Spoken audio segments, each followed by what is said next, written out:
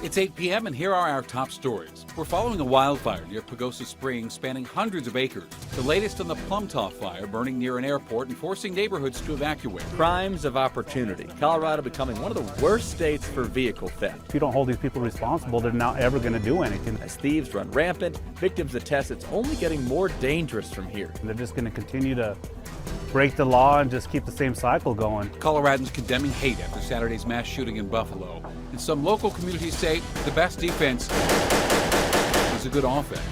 We feel like, hey man, we don't want to be sitting ducks. We don't want to be soft targets. Nurses are sick of it. The healthcare industry experiencing its sharpest exit in decades. We saw a lot of burnout, a lot of people having to leave and step back. But one Denver hospital is finding new ways to attract new workers. And the state taking steps now to reverse the baby formula shortage. That's going to babies who really desperately need it. Good evening. Thanks for joining us on Denver 7 News on Local 3 tonight. I'm Shannon Ogden. I'm Danny New. So the first 3 months of this year, more than 8,000 vehicles were stolen in the Denver Metro, which is up 24% from the same time frame last year. That's according to the Metropolitan Auto Theft Task Force. Now, one of the victims is Mark Moynihan, a man whose story we shared a couple of weeks ago. His truck was stolen in broad daylight and then it crashed on Colfax. And the owner of the vehicle hit in the crash saw our story and reached out to Denver 7's Rob Harris because he was shocked to learn just how little had been done. And I walked out and my truck was gone. It was about 2 weeks ago that we talked to Mark Moynihan, whose truck was stolen and crashed with his new puppy inside. My truck is it's literally in pieces. A spokesperson for the Denver District Attorney's Office told us a man had been charged with trespass of a motor vehicle in connection with the incident. That's a lesser charge than auto theft. When we asked why, the spokesperson told us, "We have an ethical obligation to only file the charges we believe we can prove to a jury." That answer didn't sit well with the team at Alpine Glass. They got caught with the damn keys in their hand, you know what I mean? It's crazy. Ruben Ramirez was out on a job on Colfax when Moynihan's stolen truck crashed into his work truck. They hit right back here, so it messed up my rack. There's a bottom part, like you can see. It broke out my back window. Ramirez snapped these photos of the suspects as they stepped out of the truck. If you don't hold these people responsible, they're not ever going to do anything. They're just going to continue to break the law and just keep the same cycle going. Colorado now ranks #1 in the nation for auto thefts, according to the National Crime Insurance Bureau. In just the first 3 months of 2022, we had more than 11,000 vehicles stolen, which breaks down to more than 122 per day. What more do I need to say? As a tax-paying citizen and business owner, I expect something to be done about this. Tonight at 10 o'clock, the owner of Alpine Glass shares his call on Colorado leaders to protect citizens and small business owners from this huge increase in theft. For Denver 7, I'm Rob Harris. Thank you, Rob. And a fire is quickly spreading near Pagosa Springs in southern Colorado and forcing evacuations. This is a new picture sent out by the San Juan National Forest. In the last few hours, the Forest Service updated the acreage of the fire from 50 to 70 acres to now 323. Let's give you an idea of where this is. So it's about 4 miles north of the Pagosa Springs Airport. Right now, residents in the Lost Valley of the San Juans neighborhood in Mineral County are evacuated. The fire has been named the Plumtaw Fire. There are 5 large air tankers and multiple helicopters working the fire. We will, of course, stay on top of this and bring you updates when we get them. The partner of former Aurora Police Chief Vanessa Wilson has posted bond after turning herself in to the Arapahoe County Sheriff's Office yesterday. Robin Nicita is accused of retaliating against an elected official by making a false child abuse report against Aurora City Councilwoman Danielle Jurenski, accusing her of sexual contact with her own child. Those accusations were investigated and found to be wholly untrue. Jurenski says it happened in retaliation for criticizing Chief Wilson before she was fired. The man who shot at this blue Jeep along I-225 as it sped through a protest following Elijah McCain's death back in 2020. He's going to spend 70 days in jail, followed by 5 years probation. Samuel Young was convicted in March on 2 second-degree assault charges and 4 counts of attempted manslaughter. 2 bystanders were hit by bullets from Young's gun. They did survive. Young was given 50 days credit for time served already. Colorado religious leaders and elected officials are standing with the shooting victims in Buffalo, New York, and in California. Today they held a prayer vigil on the west steps of the State House. Dr. Thomas Mays with the Greater Metro Denver Ministerial Alliance led this vigil, and he discouraged all of us from giving up. Unfortunately, we experience this time and time again. I want to encourage you to never get discouraged, never give up, never slow down. I admire Dr. Martin Luther King's statement when he said, if you can't fly, then run. If you can't run, then walk. If you can't walk, then crawl. But by all means, keep moving. We've been moving for a long time.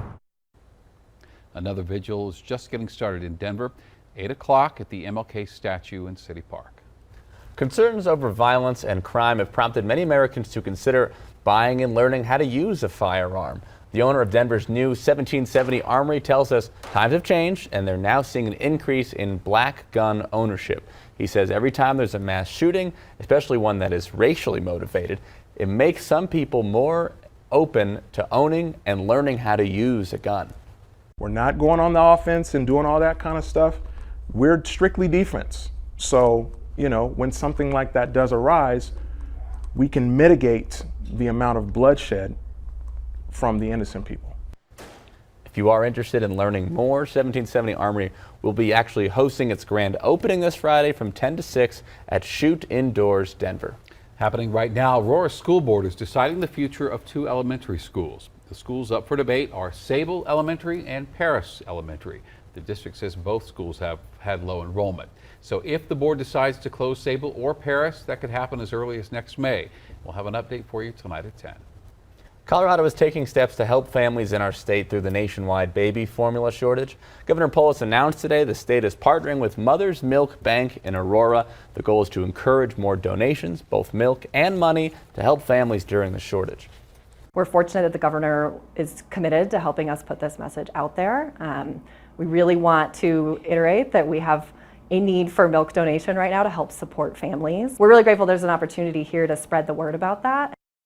Typically, an ounce of donated milk can cost parents $3 to $5. So if the average infant drinks 25 ounces a day, that can cost families upwards of $500 a week.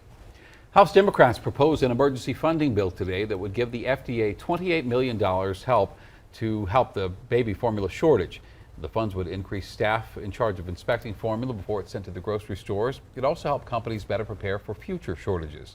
Colorado Congressman Diana DeGette announced a House committee will hold a hearing next week with the 3 largest baby formula suppliers in the U.S., including Abbott, which stopped production earlier this year after inspectors found evidence of deadly bacteria. Yesterday, Abbott was given the green light by the FDA to reopen its largest domestic factory and restart production of formula. The soonest Abbott could start shipping would be mid-July. Colorado's nursing shortage might be here to stay, and it could get even worse. So a report by Mercer predicts Colorado will be one of 5 states that have the largest nursing shortage by 2026. And while the stats are not encouraging, the efforts of Colorado healthcare systems to get ahead of the crisis are. Here's Denver 7's CB Cotton.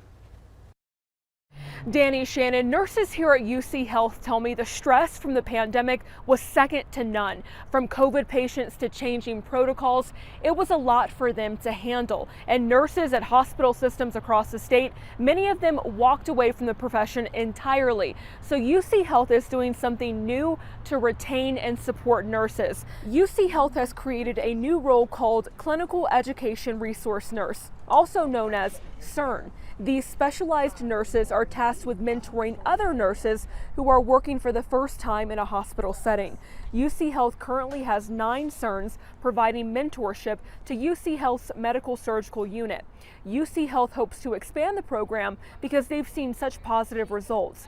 One nurse told us the program is desperately needed because many nurses became overwhelmed working for the first time in a hospital setting during the pandemic. We would be leaving in tears more than we wouldn't be, especially in the beginning, because it was just so many unknowns. And again, like back to the adapting part, we didn't have the supplies down there because we transformed a totally different unit into the COVID ICU.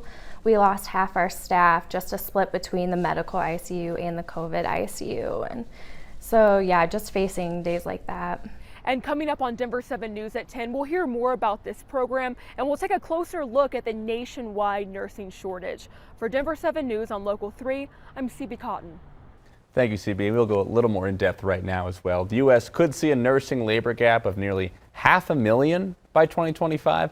Analysis from McKinsey & Company published last week found the potential shortage to be between 200 and 450 100,000 nurses. McKinsey & Company also said that in order to fix this, the U.S. would need to double the number of new graduates entering the nursing field every year for the next 3 years. Coming up on Denver 7 News at 8, it could be lights out for Friday night football at a Colorado high school. We would lose a lot of students to other schools, and then also academically it wouldn't look good to have these kids pull off. We're under some thunder earlier today. Coming up, there's rain and even snow in the 7-day. And the Avs' quest for the cup enters round 2, but they'll have to get past some familiar faces first. They're a different team this year. We're a different team this year. Whole new season, you know. So I don't think we don't think about that at all.